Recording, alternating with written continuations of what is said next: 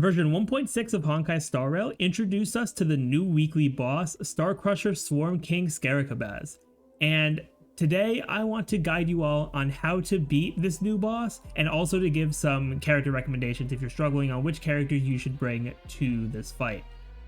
Now, this boss, compared to some of the other weekly bosses, is a lot more straightforward and not really focused as much on having a bunch of gimmicks. Like, I know Pela, who is the previous most recent weekly boss, had a lot more gimmicks to her fight, but the Swarm King here, he definitely does not have as many gimmicks. He's still, he's still gonna have something, of course, but not to the level of Phantelia, I feel like. So, starting out here with phase 1, he is a 2-phase boss fight, which is also important to keep in mind. It's the first 2-phase weekly boss that we've had since the very first Echo of War weekly boss in the space station. So, phase 1 of the Starcrusher Swarm King, it starts off with some pretty basic attacks overall, having some single target attacks and some blast attacks, which is one target and then adjacent enemies.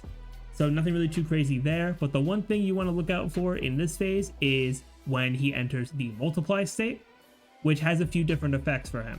So firstly, it'll reduce the amount of damage that you do to him, and every time you damage him, he's going to spawn a Gnaw Sting to his side. And these Gnaw Stings, they're pretty much identical to the regular Swarm Disaster enemies. Not like the big Swarm Disaster boss, but the smaller enemies that he spawns.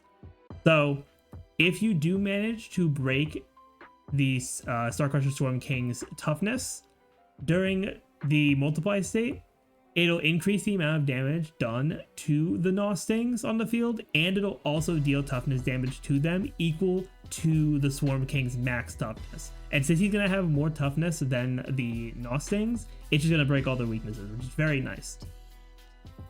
So pretty much from that, he's just, in phase 1, he's only spawning the Gnaw Sting, so it's really not too crazy, especially if you're running a character that's going to be able to hit multiple enemies at once, whether it's full AoE or if it's a blast attack to hit 3 enemies at once. You shouldn't have too big of an issue there. Then moving on to phase 2. Phase 2 is almost identical to phase 1 with the some of the attacks there and then the multiply state, but there is one difference now with the multiply state.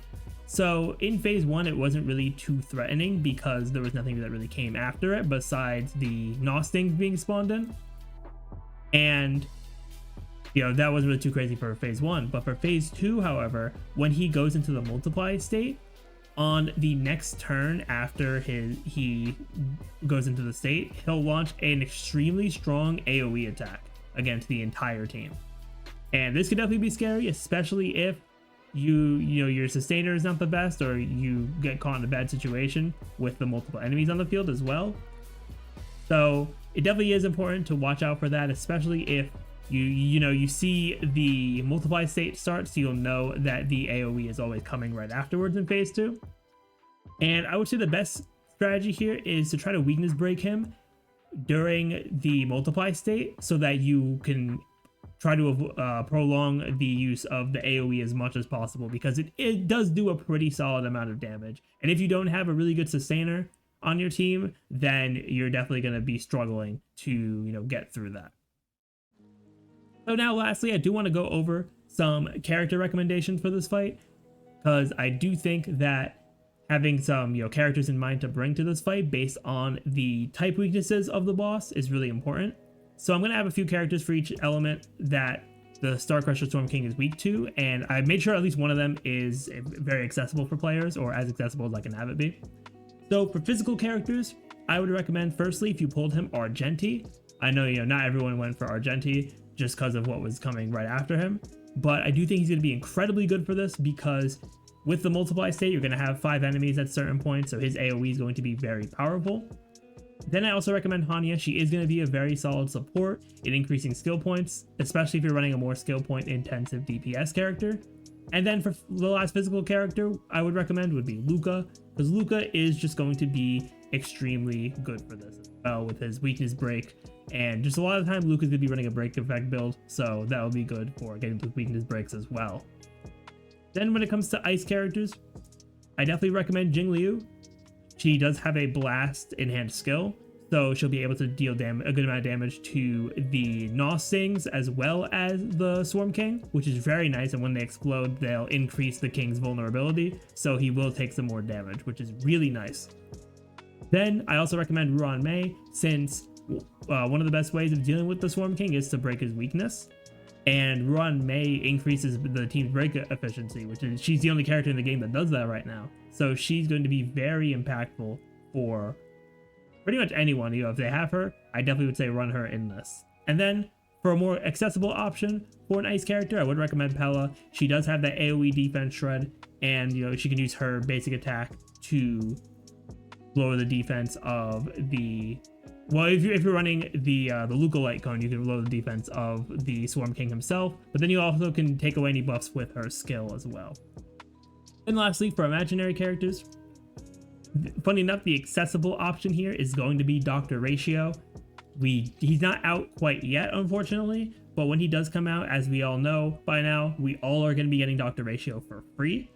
So I definitely do recommend that if you are struggling with the DPS character for this fight in particular, definitely build your Dr. Ratio when you get him in a couple weeks. He's going to be very strong for this, especially with his follow-up attacks. Then also, if you pulled him, or if you pulled either of these two, you can also run Imbibitor, Lunae, and Welt. Welt being a more like sub-DPS support kind of character, unless you have him in that DPS kind of build, which he can do, but you really just want to focus with him on delaying the enemy's actions as much as possible. Whereas for Imbibitor Lunae, he's just going to be that main DPS, dealing a bunch of damage. So overall, I do think that the Starcrusher Swarm King is a boss that, as I said before, is less about gimmicks and more so just about kind of raw tankiness. He does deal a good amount of damage, but I do think that if you build a team that can counter his weakness types, like any kind of boss in the game, I do think he is going to be very, very dealable.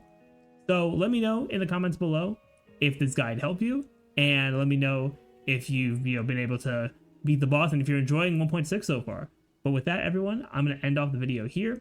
Thank you all for watching. If you enjoyed, definitely be sure to leave a like, comment, subscribe to the channel, and ring that notification bell. But with that, I will see you all next time.